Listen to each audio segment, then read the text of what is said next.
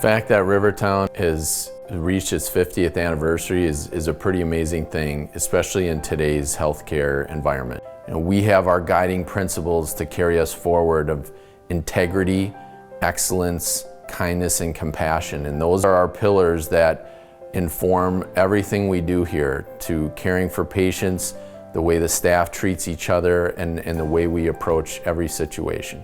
Our philosophy has always been to do the very best job for our patients. It not only our patients, but they become our friends. You develop personal relationships with your patients, and that's what makes it so much fun. When I was growing up, at the time it was a small town, and so pretty much anywhere we went, there were folks that he knew and was getting to know. Even on weekends, he would, help people out.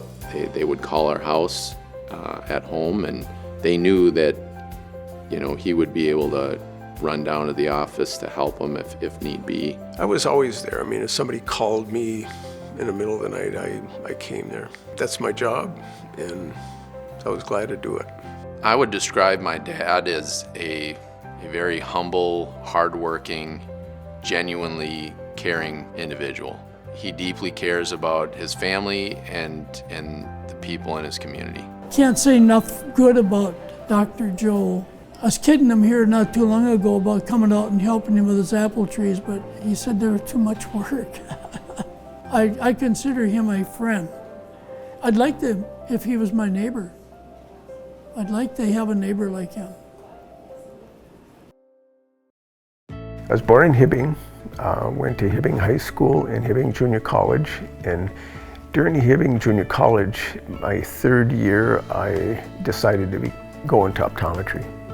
And I was accepted at New England College of Optometry in Boston, which I attended for 4 years. I met my wife during that time. We got married a week after I graduated from optometry school. We found out about Hastings. There was an opening practice for sale. Moved there on a 20 below zero day, January 1st, 1974. First location I had didn't even have running water, but I had to be the janitor. I did the whole thing. This is my first sign, my first location, which is located there in the corner by Super Taylor's. And it was a laundromat, Hoffman Radio TV. It was a great place to start. This is 1303 Eddy Street. This is our second location. It gave us more space and definitely a lot more running water sinks that we didn't have any other place. So it worked out good for, at least 8 years or so. Optometry was changing. We weren't able to dilate or treat eye diseases, but legislatively we accomplished these goals, and so it required more instrumentation. I needed more space, so we moved to 1320 Vermilion Street. From when I started, I was by myself and trying to grow the practice, and then Eric joined the practice and really changed everything. We just clicked together our philosophy of doing the best possible care for our patients, expanding instrumentation, incorporating cutting-edge technology was our goal, and we just had fun doing it. Being the son of the owner has its unique challenges. I think I definitely had to prove myself to the staff. You have to show up for work. You have to be a professional and treat people the right way, just like anybody would. But I think slowly over time, I would hope that people saw that I was in it for the long haul and took my job very seriously and wanted to be the best I could be so I could carry on his legacy. People feel that it's a family-based business. I would agree with them because my wife had a lot to do with the practice. I mean, the building that we're in now, she picked out the colors of the shingles, the bricks, the whole thing, and she was always there when I needed help. My grandmother had her own office in the back, and she was a really neat lady, very independent, headstrong, and was the original bookkeeper. We couldn't have survived it early on in the practice without her for sure. And same goes with my mom. Besides taking care of 4 young boys, also helped out a lot at the office. Dr. Joe's wife, Betsy, knew her well. She would fill in when we had a meeting or something. She'd come and man the front desk. And Nan was the bookkeeper, so she was in the back room.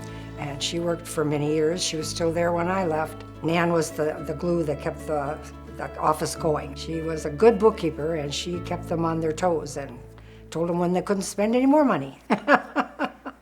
When we were at 1320 Vermilion, we had a nice building practice going there, but we were starting to be limited by our space and our ability to grow the practice.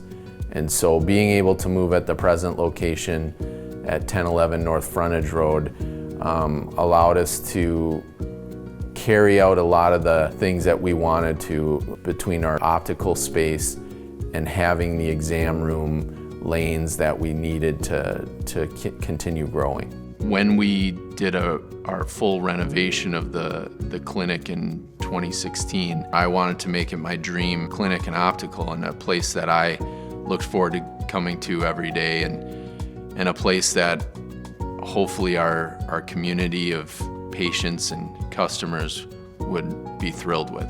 And I love how it turned out, and I hope that people that walk in here can see how much we put into it. We've been really fortunate to have a wonderful group of people that work here and really are an extension of my dad and my ideals and how to care for patients. And I think most of our patients know that we have a staff that genuinely cares about them. At Rivertown Eye Care, we know our patients. We know them, many of them by name. We've been seeing the same patients for years and years, and they know us and we know them. So it's a very family feel and a personal touch that we have here at Rivertown that you can't get at a big box retailer or anywhere else. I have been coming to Rivertown Eye Care for, jeepers, I bet you for 30, 35 years.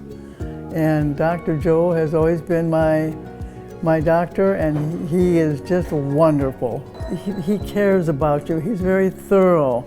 And when you talk to him, he's looking at you and he's paying attention to you. And you're special in his eyes when you're working with him. Just recently, I've decided to retire. Mixed feelings. I'm excited about the new chapter in my life. I want to do some traveling and do some fun stuff. But I'm also going to really miss seeing my patients, my friends. I probably won't be connecting with the staff quite as much, but I will be coming back to hassle them a little bit. They're just great people. I just like being here. As I retire, I hope to run into you on the streets and grocery shopping or whatever. I look forward to that. The fact that my dad is retiring from Rivertown Eye Care is definitely the end of an era. He leaves quite a legacy of being deeply involved in the community and how to genuinely care for patients and make sure they receive the very best that he has to offer. They always say life is like a blink of an eye. And here I am 50 years later. But Eric runs a practice. He's doing so much better than I ever did. What I really like about Eric, he really cares about his patients. That's the top of his list, and I'm just very proud of him for that.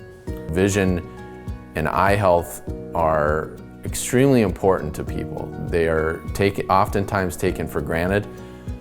But if you're someone who's experienced vision loss, it's a really difficult thing. And having someone by your side that you can trust, you can ask questions, have things explained to you, it's a big deal. As I look to the future, I want to continue with what's gotten us here.